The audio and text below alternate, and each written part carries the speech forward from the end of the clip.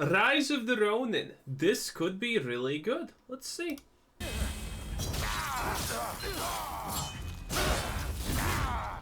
Rise of the Ronin has been a blast so far. While not a graphical stunner like Ghost of Tsushima, I have been very impressed with the depth and sheer number of things to do. Okay, I like that.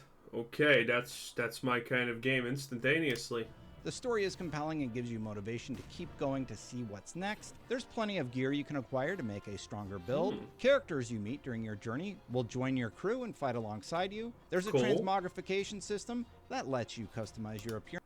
Transmogrification system? Tell me you're not a gamer without telling me you're not a gamer. Who the hell calls it a transmogrification?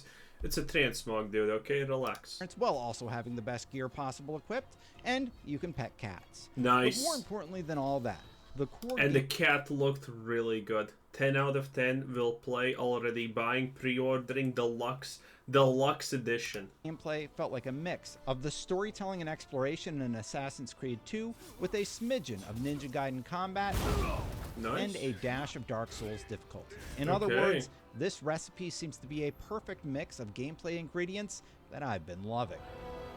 Okay.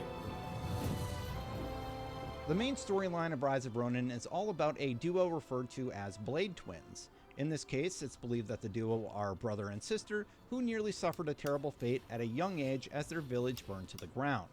Instead, they were saved and recruited into the Veiled Edge as Blade Twins. Highly skilled with the sword, Blade Twins train and grow together as they master their skills. One of your first tests of skill has you infiltrating the ship of historical figure Matthew C. Perry. Okay, I was gonna say, this looks kinda interesting. Well, not the story part. Get Revenge, wow. What an original Japanese storyline we have here. But it's not? Is revenge not the point? Interesting, so it's actually something unique. Cool. To steal a secret message and assassinate Perry after doing so. This section does a good job of showing off a few stealth elements of Ronin, and also showcases combat with the footage PlayStation sent us to use for this preview. Combat will require precise timing for counters, and you'll combat looks pretty decent. Need to pay close attention to your ki gauge, which is basically a stamina meter. Getting hit kind of Dark Souls, yeah. Too much while blocking will deplete your ki, but parrying your opponent or damaging them will result in a loss of their ki. Deplete all their ki, and they'll be left open for a devastating attack. The back and forth is a lot of fun in practice, but it's not easy to hit that perfect timing. Each encounter also allows you the opportunity to use stealth. I mean, playing games is hard for game journalists, okay? So, a game journalist telling me, oh, it's actually not that hard? Did you finish the tutorial? Did you get stuck in Cuphead's tutorial? Because I have a feeling you probably did. Okay? This is something you get really, really used to fast, okay? This is how these things work. Yeah, the first time you're probably going to be like, a little bit clunky and awkward, but it is what it is. But after a couple of times, it's going to be down to a science. It's going to be part of your body, your existence. It's not going to be a problem at all. Stealth to infiltrate an area, and you can take out a few enemies without being seen. But in almost every situation, there will be higher powered foes that will require you to know the combat basics to defeat them and move forward. So while I built a character with a speech trait... Holy, so you're telling me that you actually need brains and not be trash at a game to succeed at it? Oof, man, we're setting the bar really high here, huh? That opened up some unique dialogue options for me. There's no escaping those necessary combat beats that Ronin does quite well. It looks pretty good. Nice. Nice. Okay, now that's a good takedown. Now that was impressive. I like that. Practice has paid off. What? Don't move.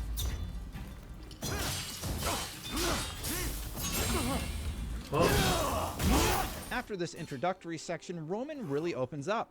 Our preview window promised 2 hours of playable content, but it turned out it was much more than that. We were given access to a large open world that included countryside towns and open fields, as well as city spaces with different types of missions located at each. In these sections, you can choose to take on story quests, side quests, customize your longhouse, or play minigames alongside other activities I probably missed.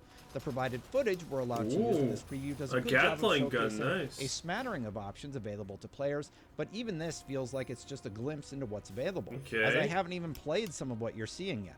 One notable mission in the footage was a story beat where I fought alongside the eccentric Ronin to gain his allegiance in one of the battle missions. In our preview, battle missions allow us to gain ally allegiance as part of core story missions.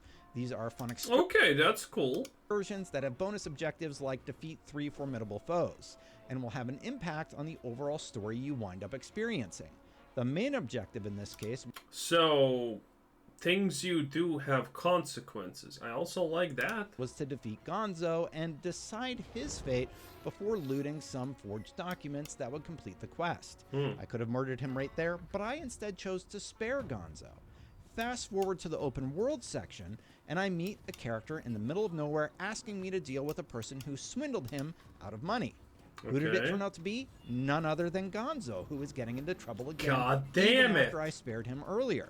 This See, this is why you spared no one. time I can finish him for real or have him join my crew. Had I chosen to kill him off, I would have been rewarded with some loot, but if I didn't, I got an extra helper to fight. I'm not gonna lie, I would have let him go just because that sounds hilariously stupid and I regret nothing. Hey, who said I'm complicated? Beside me in the open world. I'll take that over a few trinkets any day. And I discovered these different outcomes because I reloaded my save just to see what would happen had I chosen the other option.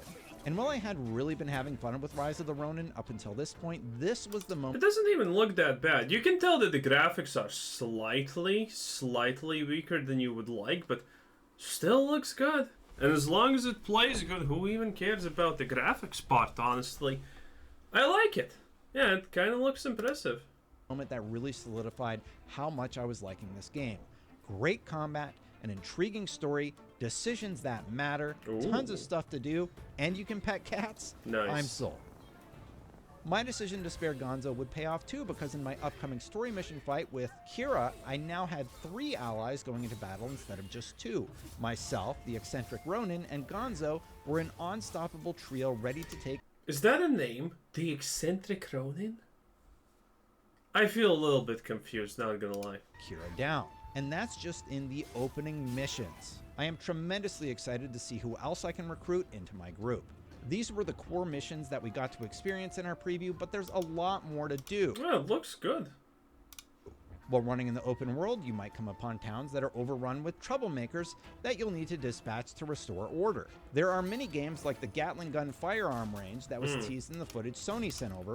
I mean, I'm not gonna lie, the speed in which the bullet travels, though, a little bit off-putting, I guess. Or the glider mini games that challenge you to break all And I didn't say this before, but the glider minigames, the fact that you have to break something that's flying is a the little bit targets also. floating in the sky. And while they didn't show much of it in the video that we're allowed to use, there's an entire gear system at play that encourages you to learn different weapons and use tools like the sub-weapon. Okay, so there are more weapons than just a sword.